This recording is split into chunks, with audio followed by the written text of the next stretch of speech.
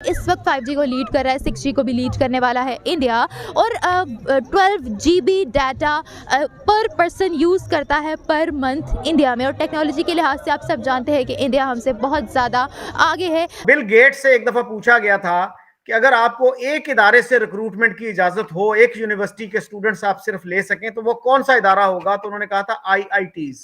अगर मैं उनकी IIT की बात करूं तो इस वक्त हमारी जो गल्फ़ कंट्रीज़ है वो इस ताक में है कि इंडिया अपनी IIT की ब्रांच हमारे मुल्क में मुतारिफ कराए, इंट्रोड्यूस करवाए। डेफिनेटली मैं ये चाहूँगा। उन्होंने America the biggest super power on the planet घुटनों के बल कर दी। UAE अब दुनिया का सबसे बड़ा टी इंपोर्टर फ्रॉम इंडिया बनता चला जा रहा है। पाकिस्तान में आप दुनिया का बेहतरीन फाइनेंस मिनिस्टर भी ले आएंगे, इकोनॉमिस्ट ले आए, वो फेल हो जाएगा। हमने हमेशा मजहब में से पैसे बनाए, इसमें कोई शक नहीं, क्योंकि हमारे लिए जो इस्लाम है एक फॉरेन रिलीजन है। हमने उसमें हिंदुइज्म को मिक्स कर लिया है, इंडियन कल्चर को मिक्स कर लिया है, बल्कि अब तो बॉलीवुड की मूवियों को भी उसमें जिस तरीके से नातों के साथ म्यूजिक लगा के वो गानों की टोन पे नाते गाते हैं। पाक स्टडीज के अंदर जो कुछ लिखा हुआ है कि 1947 में हम भुक्कड़ थे, फकीर थे, हमारे पास खाने को कुछ नहीं था, हम तबाह हाल थे, हमारे सारे पैसे इंडिया खा गया, सब हम कंगले थे, भिखारी थे, हम दरख्तों की कलमें काट के हम लिखा करते थे, ये सब नॉनसेंस था।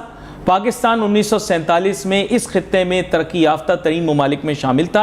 आज आपके चाइना बॉर्डर के ऊपर America is doing military exercises with the Indian army. India ने S-400 लिया रशिया से, तो अमेरिका ने आंखें मुंह दूसरी तरफ कर लिया। जब टर्की ने लिया तो उस पर एम्बार्गो लगा दिया गया, सैंक्शंस लगा दिए। अगर आप रियलिस्टिकली देखें तो हम जिस सतह पे खड़े हैं, किसी भी हवाले से इन्फ्लेशन, अनएम्प्लॉयमेंट या जो हमारी जो क्रेडिबिलिटी के गिरना है, हम लोएस्ट लेवल पे खड़े हैं।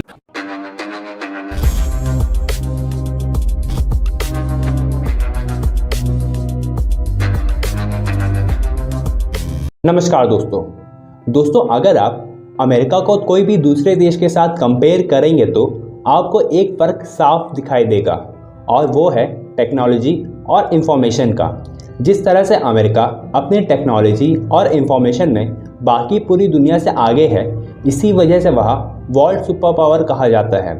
लेकिन दोस्तों, अब भारत अमेरिका की मोनोपोली को तोड़ने के रेस में काफ़ी ज़्यादा आगे बढ़ चुका है, और पूरी दुनिया भी ये बात मान रही है कि आने वाले 50 से 100 साल भारत के होंगे, जहां भारत काफ़ी ज़्यादा आगे बढ़ जाएगा टेक्नोलॉजी और इंफॉर्मेशन में। और इस चीज़ में सबसे अहम किरदार है इंटरनेट का। रिसेंट के एक रिपोर्ट के मुताबिक जहां अमेरिका में इंटरनेट यूजेज दिन पर दिन कम हो रहे हैं, वहीं दूसरी तरफ भारत की इंटरनेट यूजेज दिन पर दिन बढ़ती जा रही है।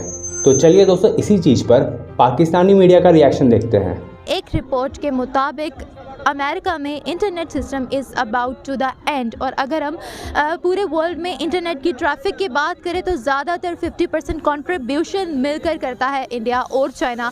21% तक इंडिया की कंट्रीब्यूशन, अगर हम आज से 10 साल पहले की बात करें तो 2% कंट्रीब्यूशन इंडिया से जाती थी और 10% कंट्रीब्यूशन जाती थी चाइना से।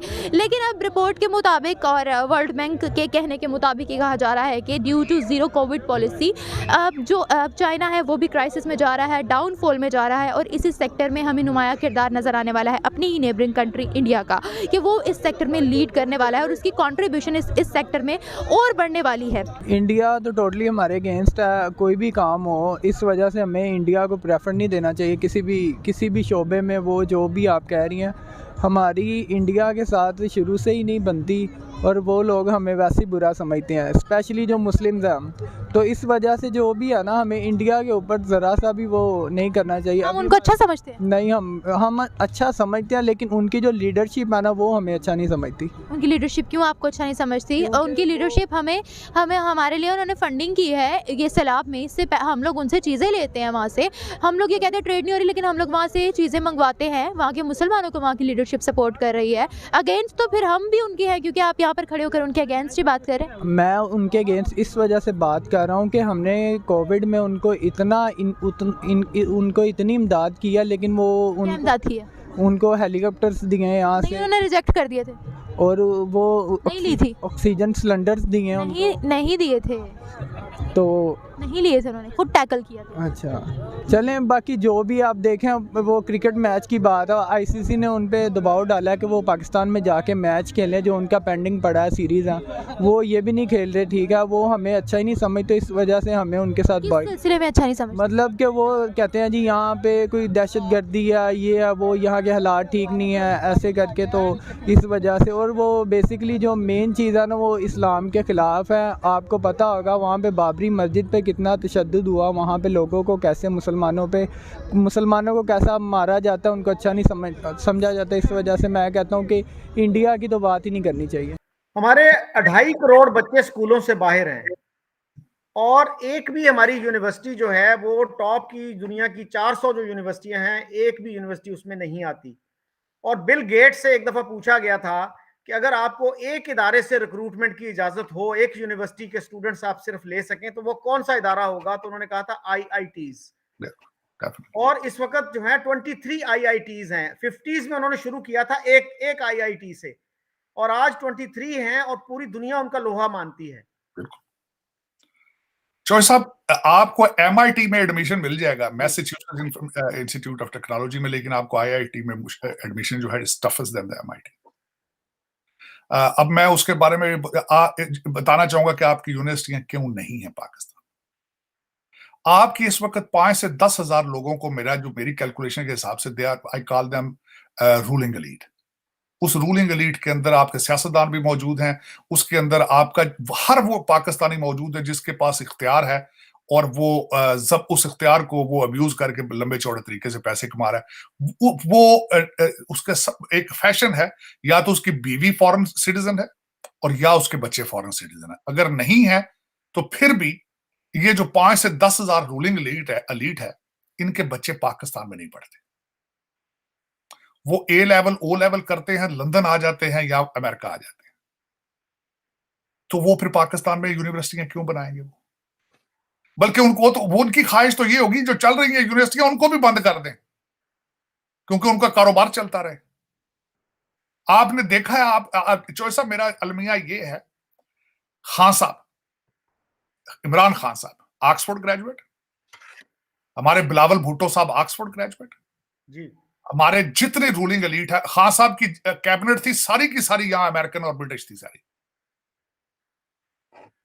मेरा ये क्वेश्चन है, जब ये एयरपोर्ट से उतरते हैं जहाज से, तो ऑक्सफोर्ड की डिग्रियां फाड़ के चले जाते हैं। इनको पता है अमेरिका और बर्तानिया ने किस तरह तरक्की की है।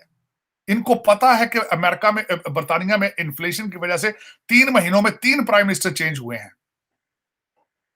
वो जो बोरस है वहां पे, उनके जो प्राइम मिनिस्टर थे, वो वहां पे वो जुलूस निकाल रहे हैं कि मैं इंग्लैंड को आग लगा दूंगा। वो कह रहे हैं मुझे जमहूरियत पे, उस पर यकीन नहीं है। वो कह रहे हैं कि इंग्लैंड को सिर्फ मैं ही बचा सकता हूं। लेकिन हमारे स्टैंडर्ड डबल क्यों है? मिसालें तो खान साहब रोजाना ऑक्सफोर्ड की देते हैं, भारत रोजाना मिसालें देते हैं इंग्लैंड की और अमेरिका की। तो पॉलिटिकल स्टेबिलिटी की तरफ क्यों नहीं जाते? अपनी अपोजिशन में बैठ के इन्होंने क्यों नहीं गुजारा किया?